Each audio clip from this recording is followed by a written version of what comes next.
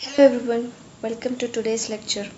In this session, we will be discussing rhinitis, a common inflammatory condition of the nasal mucosa. Although it appears to be a minor disorder, if not managed properly, it can lead to complications. As nurses, understanding its pathophysiology, assessment, and management is crucial. Rhinitis. Rhin means nose, itis means inflammation. Inflammation means redness, swelling, heat, pain, loss of function in a particular affected area.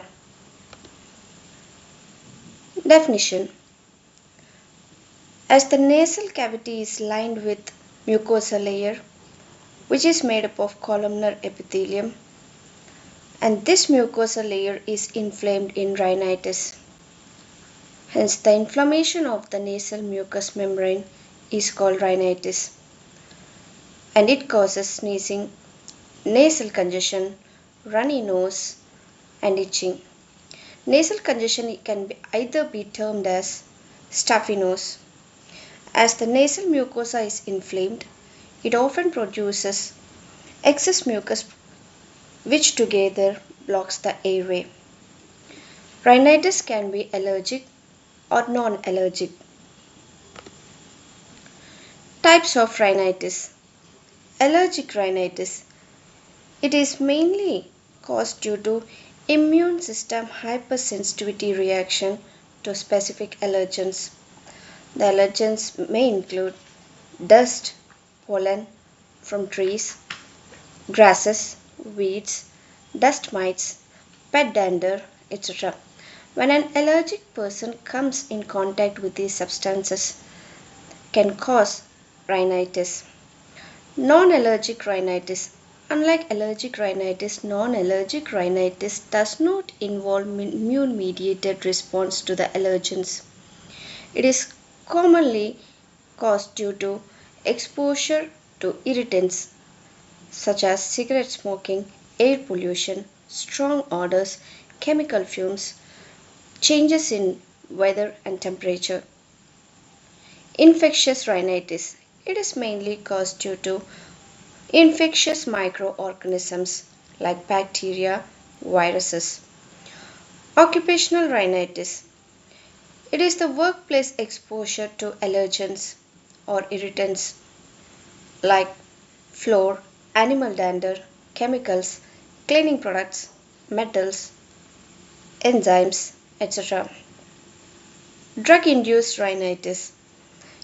It is a form of non allergic rhinitis which is caused by the usage of medications like topical decongestant sprays, oral antihypertensives, NSAIDs, cocaine.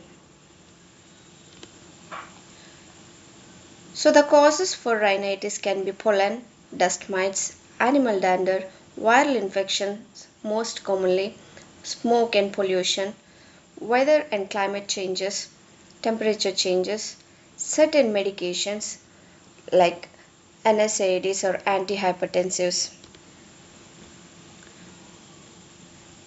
The rhinitis can be caused by sinusitis, or sinusitis can be caused by rhinitis because anatomically the nasal cavity and the sinuses are connected to each other. In case of allergic rhinitis, when a person is exposed to allergens like pollen or dust, it leads to the production of IgE antibodies in the body. And these IgE antibodies stimulate the release of histamine, which is a chemical released by the immune system during allergic reactions, and it can lead to inflammation of the nasal mucosa. This is the normal nasal mucosa where the airway is clear. And in case of inflamed nasal mucosa, the airway is congested because of the inflammation. And these can be the drugs that are used to treat the rhinitis. Signs and symptoms the person exhibits when he is suffering from rhinitis. can be sneezing, nasal congestion, runny nose, nasal itching, postnasal drip, watery eyes or tears. Postnasal drip. As we know, there will be inflammation of mucosa layer in rhinitis, and there will be more production of mucus, and this mucus will be gathered and it drips down back of the throat, and this dripping the mucosa or dripping the mucus back of the throat is called postnasal drip. Diagnosis. How to diagnose the condition rhinitis? Most commonly, medical history. Medical history is collected to know if there is any usage of drugs, if the person is using any medications like NSAIDs or antihypertensives, if he or she has any previous illnesses or any hospitalization previously. The medical history has to be collected. In physical examination, we come to notice the watery eyes, runny nose, and sometimes breathing sounds like wheeze. And palpation of the sinuses sometimes can lead to tenderness. The person can feel tenderness in case of palpation of the sinuses. Tenderness means when a affected area is palpated, there will be pain for the person. Allergy testing. Allergy testing can be mainly done by skin prick test. In this skin prick test, the allergen will be placed on the skin for 15 to 20 minutes, and they are observed for any allergic reactions. If the skin produces any allergic reactions like swelling, redness in the area where the allergen extracts are kept, then it is termed that the person have allergy. If there is no reaction produced by the skin, then there is no hypersensitivity or allergic reaction to the person. Blood tests. Blood tests are mainly done to identify the presence of IgE immunoglobulin in the serum. The presence of IgE immunoglobulin in the serum can indicate this rhinitis, most probably the allergic rhinitis. Nasal examination. In the nasal examination, anterior rhinoscopy and nasal endoscopy can be done. These two procedures are done to view the nasal cavity, whether there is any swelling or edema present in the mucosa layer, and to know the consistency of the secretions. These procedures are helpful. Drugs used in rhinitis.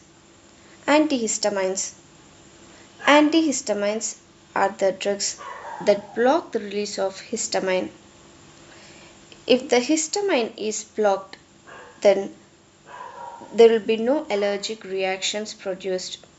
Example, cetirizine, loratadine. Nasal corticosteroids. These are anti-inflammatory, immunosuppressive agents which are used to treat inflammation. Example, fluticasone, budesonide. Decongestants. Decongestants are the drugs that are used to treat congestion, to relieve nasal congestion. Example, oxymetazoline, pseudoephedrine. Nursing management. Assess the symptoms of the patient. Avoid the person to the exposure to allergens like dust, animal dander, weeds, grasses, pollen. administer the medications as prescribed by the doctor, and encourage the person to take plenty of fluids, and educate the patient regarding the condition, the medications, monitor the response of the person after administering the medication. If the swelling of the mucosal layer has been reduced, if the sneezing has been controlled, if the watery eyes or the tearing of the eyes has been reduced. So, monitor the response of the patient. Proper nursing care and patient education play a vital role in relieving symptoms and preventing complications of rhinitis. Early management and maintaining good hygiene help promote faster recovery and improve the patient's comfort. Thank you for listening.